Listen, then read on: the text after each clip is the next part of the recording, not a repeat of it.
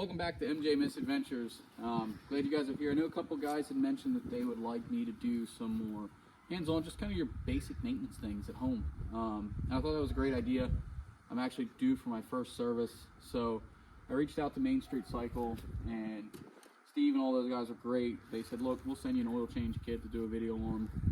So I said, you know what, I appreciate it.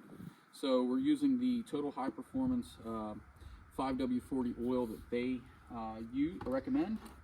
CFMoto filter and little crush gasket all comes in here. It's a nice neat little thing. There's your filter, and the crush gasket and the washer is in there, and it's a super easy project. I will let everyone know I have the factory skid plate off just for filming. Makes it a little easier to see it, kind of point things out. Typically you'll see it, and I'll point it out as well when we're underneath. You'll see a hole there which tells you exactly which one's the oil filter, or oil drain plug, sorry. So super easy. You'll need three things: a 19mm and an 8mm. Excuse all the extensions, but that makes it easy so I can get in there for the filter. I'd recommend some rags as well, or a brake cleaner, either one, just to kind of clean everything up, the mess. So what do you say we get started? Jamin, I'll have you go to the other side and we'll crack this drain plug loose and take a look.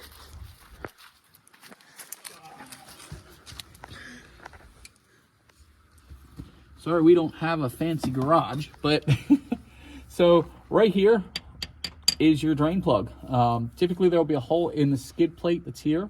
I took the skid plate off just because it was easier, and also when we did the clutch comparison, it just made my life a little easier swapping them out constantly. Crack it loose. I did let the engine run for about 5 minutes prior, just to kind of let everything warm up and move around a little. So if you get that drain plug loose, you can go just like that, and take a look at the cap and see if we got anything on there. Nope, no oil, no nothing. So that's good. And that'll drain out.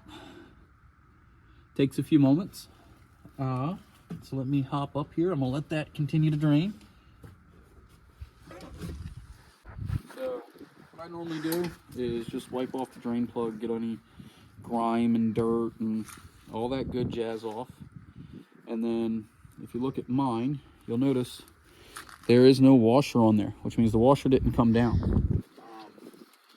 Now, I don't know if you have to swap them every time, but I figure if they supplied it, might as well do it. It's a simple enough thing. Put that crush washer back on there. And again, just make sure everything's nice and clean so you don't want any dirt and grime in your oil, obviously. And that is a magnetic tip, so that's cleaning everything off. Now, if we go underneath and look, you should see it's just about done draining.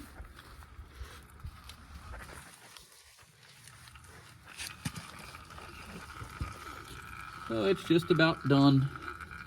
Just so you're aware, if you ever do get these washers stuck, make sure you get that off. You don't want to double seal that like that. It will cause problems and will ultimately leak more than likely in the end. So the oil is just about done draining out. I'm gonna go ahead and give that a few more minutes. Now that we are done draining oil, I'll thread that bolt right back up in there. Nice and simple. And then what I like to do is wipe, make sure you get all the oil off, because you don't want to think that you have an oil leak when you don't. And one thing, and I see it all the time, don't over tighten the plug. Just go till it's tight and a little push. That's it. That's all it needs. We'll move this over to here so we can get the oil filter out. And I'm just going to wipe this down, make sure it looks all nice and neat. This is where brake clean's usable. I didn't have any today, so regular oil or regular rag will do the trick every time. So I have a little bit older, we live on a farm here, so we tend to use these funnels for a little bit of everything. So I strongly recommend clean the funnels out. And even when you just change your oil and change your transmission fluid, this takes 2 seconds to do this. Why not prevent engine trouble? keep the grease, the dirt, and the grime from everything else that you've worked on out.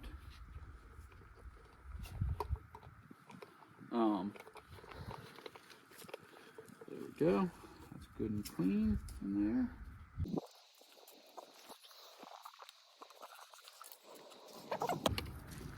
All right, now comes the oil filter. Now, you don't have to use one of these. I just have it, and it makes my life simple. So, Jamin, if I can, I'll take the phone for a second. Sorry. So if you see, there's 3 bolts here. One here, and one here. This is your oil filter behind here. This is your vent tube. Make sure you reattach your vent tube, but it's a super simple process to get those 3 bolts out, and then pull the filter, and we're done, pretty much. Well, fill it back up, obviously. And in case you don't know, a lot of people will think that right here where my impact gun's tip is, on this drain plug is the correct one. It is not. That drain plug is for the, that dipstick, I apologize, that dipstick is actually for the transmission, not for the motor. Now if you look back here, this one here is the actual dipstick for this engine. And this will just come out and just hold that for a second. I like to clean them off prior. And then when you check your oil, which we'll do that in a minute, you'll stick it in just like that. Do not thread it in. That will give you a false reading on the gauge. Now the one downfall to this setup is there's really no good way to not make a mess. So just understand you're going to make a mess. Because unfortunately, where the filter is located,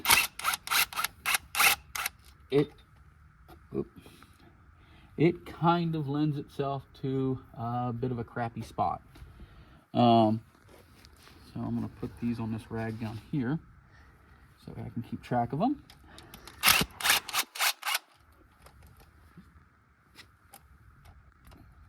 And then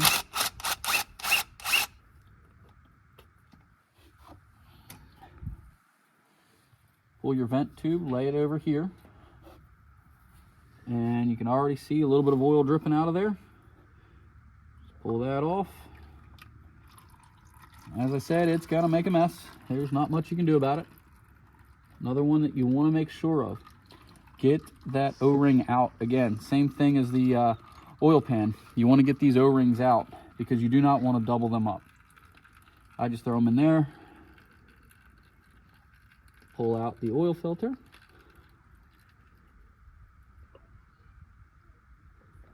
And it, of course, will bring a nice big chunk of oil with it every time. Sorry about that. Had a little bit of a camera malfunction here. So when you do change these, just make sure you put these back on, line them back up, and they go right in like so. It'll sit right in there.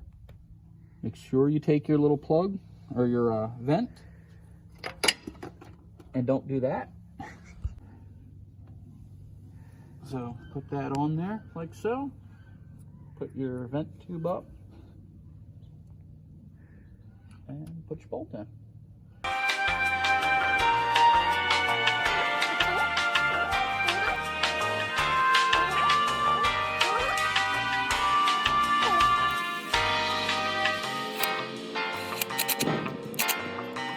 Alright, now that's done. And just wipe up all of your engine oil that has spilled so you don't think you have a leak again. And unfortunately, it's not the best location. I don't know if someone from CFMoto is watching this, but if they are, please relocate the oil filter housing somewhere else. Same with the belt box.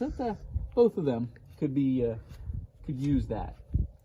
So I've got that fairly well cleaned up, and I'm going to come back in with some brake clean and knock all that excess grunge off of it. All right, so there's that. Now, if I remember right, it takes like 2.8 quarts or 2.4 quarts of motor oil to fill the motor up. Now let's go ahead and fill up the motor.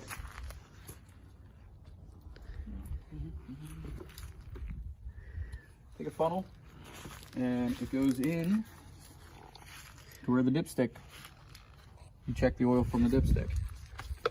Just take that, set that in like that. A few moments later.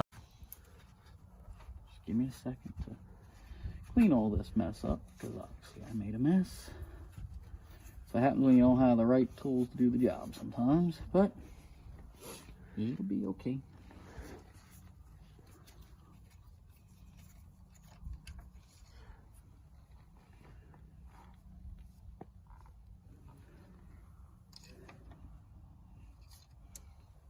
Alright. Now if you can see that with the glare, see that is right at the full line. That's exactly where you want her. And as simple and easy as that concludes an at-home oil change with just a simple oil change kit you can buy. And MSC has these kits available, and they're pretty reasonably priced, and they ship them right to your door, so you don't have to go to your local dealer. And it'll leave you a little extra, so just remember you will have a little extra. I think it takes 2.6 or 2.8 quarts of motor oil, so you will have just a smidge left over. Keep that in mind. That's good, you know, in case you have to do an oil change in between, or not oil change, but you know, top off the oil in between services. Pretty simple, easy thing to do. But with some simple home tools, 19mm and a 8mm and a bucket, you can do an oil change at home. So hopefully that'll help you guys out. And the same thing with the transmission. We'll probably do one of those here soon too. We've got to do a transmission service probably next oil change as well, and I'll do the diffs as well. But that's a pretty quick, easy at-home thing to do, save you some money. So appreciate you guys tuning in. Stay tuned for the next video where we'll be doing some Razorback. We've got a Razorback gauge coming. Should be here any day. Actually, I think it might be here. I have to check with the missus here, see if it's in the house. But got to check for the Razorback. But we do have one of those coming. I know a lot of people were talking about them when we did the belt testing, and they kind of wanted to see what the numbers were with the Razorback, or one of the more accurate variation with the Razorback. So we are also going to have that in the next video. So stay tuned for that one, and some other cool things coming in the future. So thank you guys. See you next time. Goodbye.